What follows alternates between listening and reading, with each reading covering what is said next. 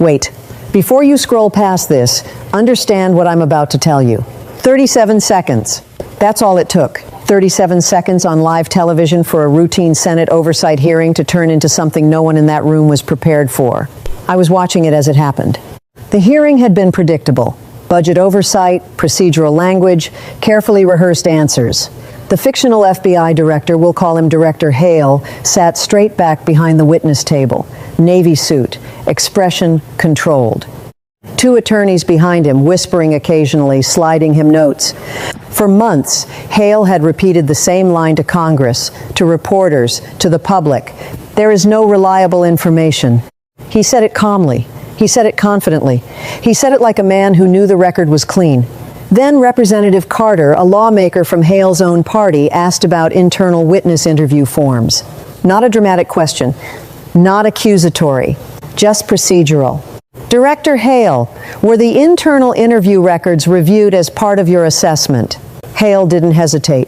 All relevant materials have been examined, he replied. And that's when everything changed. He reached down to his binder, lifted a document, and as he gestured just slightly, the page turned toward the cameras for less than a second.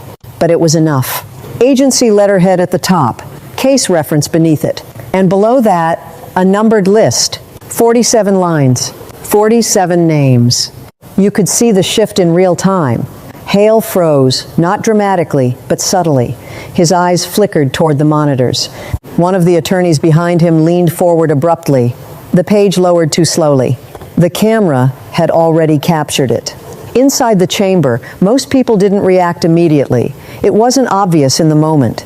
But outside that building, in living rooms, offices, phones across the country, viewers had already paused the broadcast. Zoomed in, screenshot, enhanced, shared. Within minutes, social media feeds were flooding with the same frozen frame. The header was clear enough to read. Witness interview record. Not rumor, not speculation, not an online conspiracy. An official internal investigative format. And the names weren't abstract. A Hollywood producer with award-winning films, a royal figure known internationally, several billionaires, a high-ranking official still serving in government, an intelligence community figure, a federal judge, 47 entries. For months, Hale had insisted there was no reliable information, but those names existed in official interview documentation, which means someone said them, agents recorded them, they were preserved. That doesn't mean guilt, it doesn't mean prosecution, but it absolutely means they were part of the investigative record. Inside the hearing room, the tone shifted. Questions sharpened. Hale's answers shortened. One senator asked if the document shown was part of the formal review. It's a working document, Hale responded carefully. Working document. That phrase would be dissected for days. Because working suggests preliminary. But witness interview record suggests formal documentation. And now millions of people had seen both. Hale maintained composure, but the mask had slipped just slightly. The certainty in his voice was thinner, the confidence more measured. Because once something is seen on live broadcast, it doesn't matter how quickly it's lowered. The internet does not blink. The internet does not forget. The question was no longer whether information existed. The question became, what was done with it? If there were 47 names in documented witness interviews, were they reviewed, were they cleared, were they investigated, or were they set aside? And why had the public been told repeatedly that nothing reliable existed? This wasn't shouting, this wasn't chaos. It was something quieter, more dangerous, documentation. A single sheet of paper, 47 names, 37 seconds. If you want to understand how those names ended up on that document and why Director Hale had been so certain there was nothing credible to see follow this series now.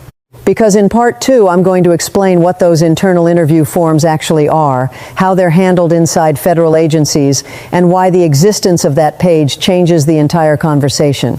This is only the beginning. What most people don't understand is this. The moment that page flashed across the screen, the issue stopped being about the names. It became about process.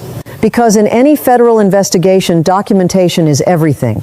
When agents conduct formal interviews, they don't rely on memory. They create structured records, standardized interview forms, time-stamped, logged, archived in secure systems, cross-referenced against case files. These records are not gossip. They are not blog posts. They are preserved testimony. Now, preserved testimony does not equal guilt. It does not equal indictment, but it does equal existence. And existence changes the conversation. Inside the fictional bureau in our story, once a witness interview record is completed, it enters a chain. First, it is reviewed by the case agent. Then, it is assessed by a supervisory special agent. Then, depending on the case sensitivity, it may be routed to legal review. In high-profile matters, it can reach headquarters. Which means if 47 names were recorded, those names did not sit in isolation. They passed through hands, through screens, through approvals. They became part of the investigative ecosystem. And that's where the tension begins. Because Director Hale had spent months saying, "There is no reliable information." That phrase is carefully constructed. Legally, reliable can mean corroborated by independent evidence. Politically, it sounds like nothing credible exists at all. There is a difference between "there is no corroborated evidence sufficient for prosecution" and "there is no reliable information." One is technical, the other is absolute. After the broadcast moment, lawmakers began reframing their questions. Not "are there names," but "what happened after those names were recorded? Did they trigger follow-up interviews? Were subpoenas issued? Were corroboration efforts attempted? Were they dismissed? And if so, why?" Every investigative decision leaves documentation, routing stamps, assessment summaries, digital sign-offs. Large agencies do not erase process, they record it. Inside headquarters, an internal response would have begun immediately. Verification teams checking document access logs, security officials reviewing who assembled the hearing binder, legal counsel evaluating exposure risk.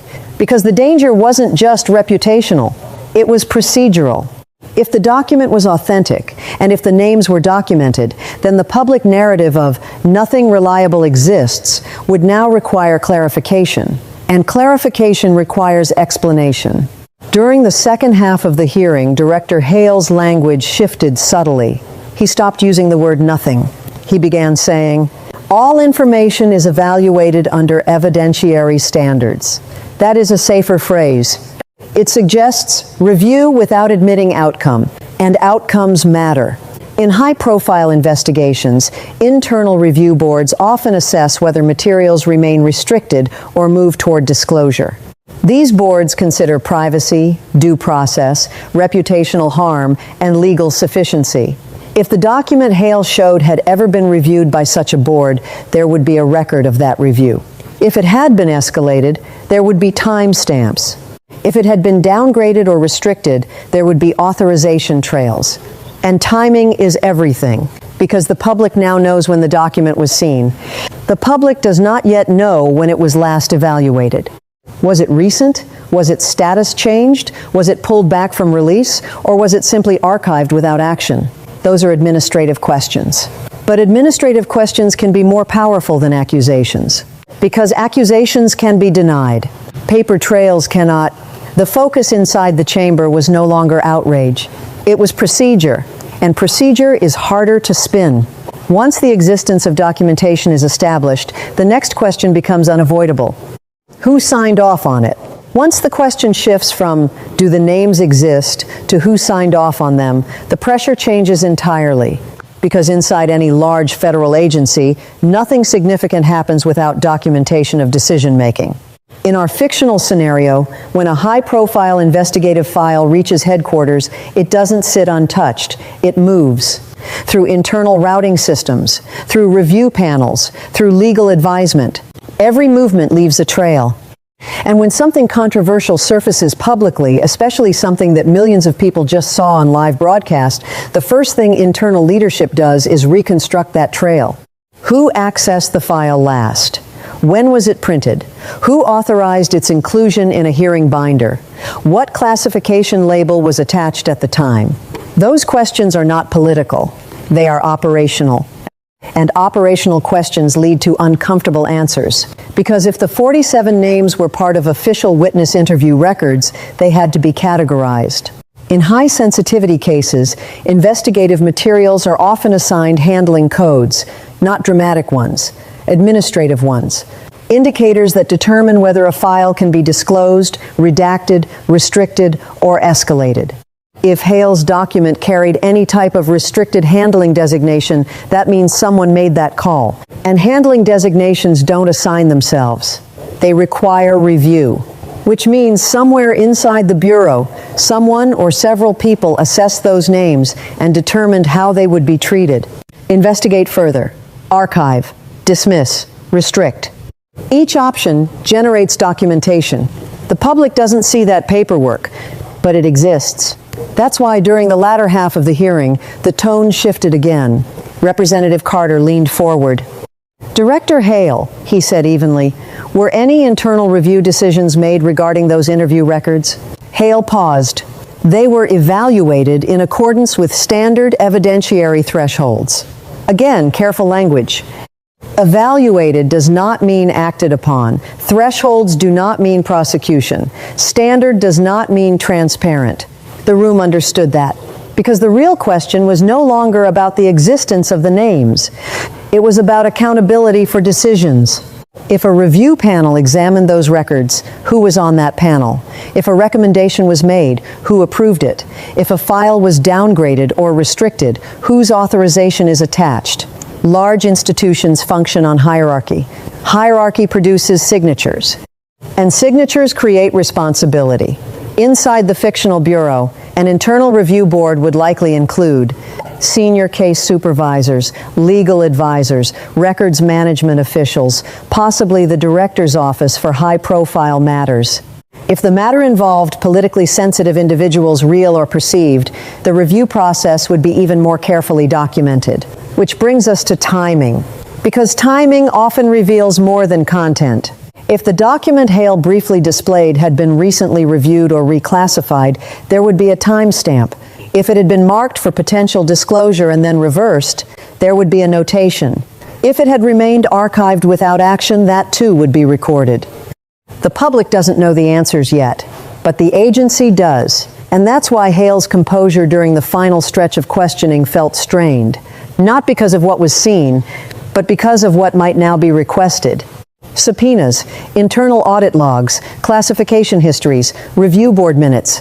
Once lawmakers begin asking for paper trails, it becomes harder to rely on phrasing alone. Because phrasing is flexible, records are not. The conversation has now moved beyond the 47 names themselves. It has moved into institutional mechanics. Who reviewed? Who decided? Who signed? And in any large agency, the higher the sensitivity, the fewer the people involved, and the clearer the chain of authorization, which leads to the most consequential question of all. If there was a decision about those names, did it originate at the director's level? By the time the hearing entered its final hour, the tension was no longer about what the public had seen. It was about what Congress might demand next. Because once a document is visible on live television, even for a second, lawmakers gain leverage. Not emotional leverage, procedural leverage. Inside the fictional bureau, emergency meetings would have been happening simultaneously. The director's office, Office of General Counsel, Internal Security, Records Division. One question would dominate the room. Was the document properly handled? If it was marked restricted, how did it enter a public hearing binder? If it was not restricted, why had it never been publicly acknowledged? And if it had recently changed status, who authorized that change? In large institutions, sensitive files often go through classification reviews. These reviews are not cinematic, they're administrative. Analysts examine whether disclosure would compromise due process, ongoing inquiries, privacy rights, or institutional integrity. But here's the part people miss. Reclassification, especially upward restriction, requires justification. Someone must articulate harm. Someone must approve it. Someone must log it. If the 47 name document had ever been redesignated or flagged under a special handling code, that would exist in the metadata.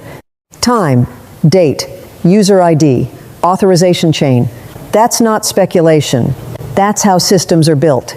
Inside the hearing, Representative Carter shifted tone again. Director Hale, he asked, has the classification status of that document changed at any point during your tenure? The question wasn't dramatic, but it was surgical, because if the status had changed recently, it would imply active decision-making. Hale answered carefully, document handling is routinely reassessed as circumstances evolve. Routine. Circumstances evolve. Again, phrasing without admission. But lawmakers understood the implications. If circumstances evolved, what changed? Did new evidence appear? Did internal risk calculations shift? Or did leadership alter access levels? Behind Hale, one of his attorneys leaned in and whispered something. Hale nodded slightly before continuing. All handling decisions are made in accordance with agency protocol. That's a safe answer, but it doesn't eliminate responsibility, because agency protocol doesn't execute itself. People do. If the document had been escalated for review, someone initiated it. If it had been restricted, someone signed off. If it had been archived without follow-up, someone approved that status. And now, the political temperature was rising.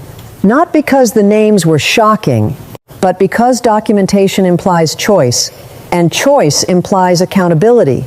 Outside the chamber, media outlets began shifting coverage from who was on the list to what was done with the list. That shift matters. Speculation can be dismissed.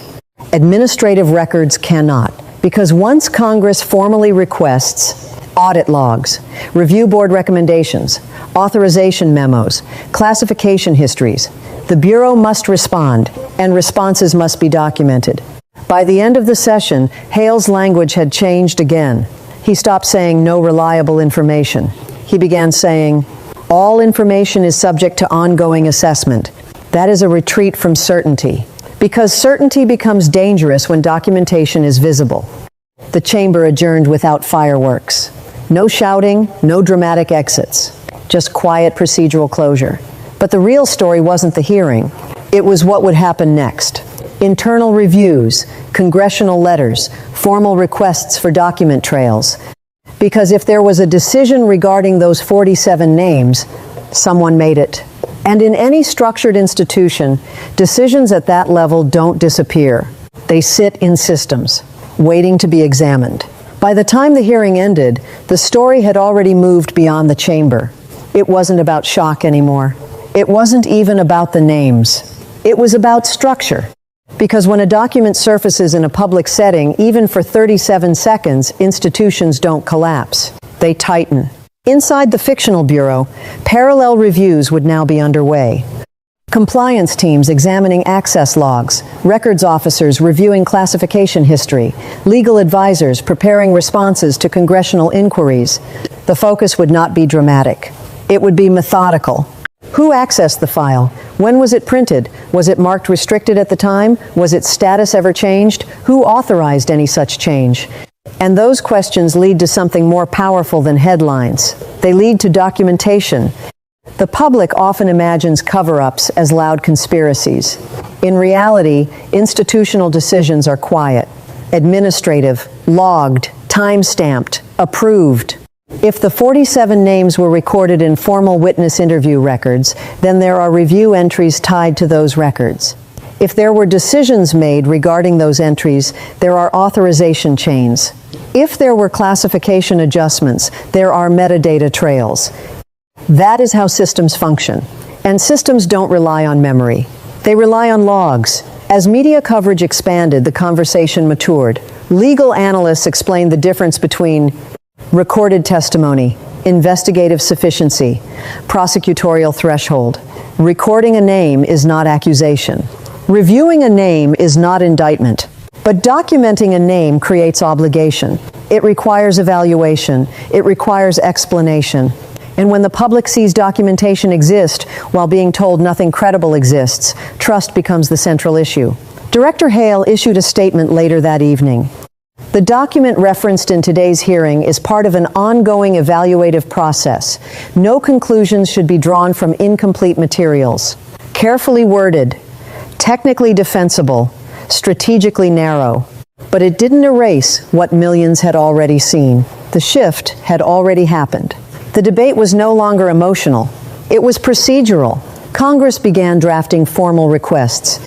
Classification history, review board minutes, authorization logs, internal routing records, not dramatic demands, paperwork demands. And paperwork is where institutional truth lives. The 47 names are now part of public awareness. Not as verdicts, not as accusations, but as documented entries that require documented explanation. The real story was never about chaos in a hearing room. It was about what happens when documentation surfaces and forces accountability questions.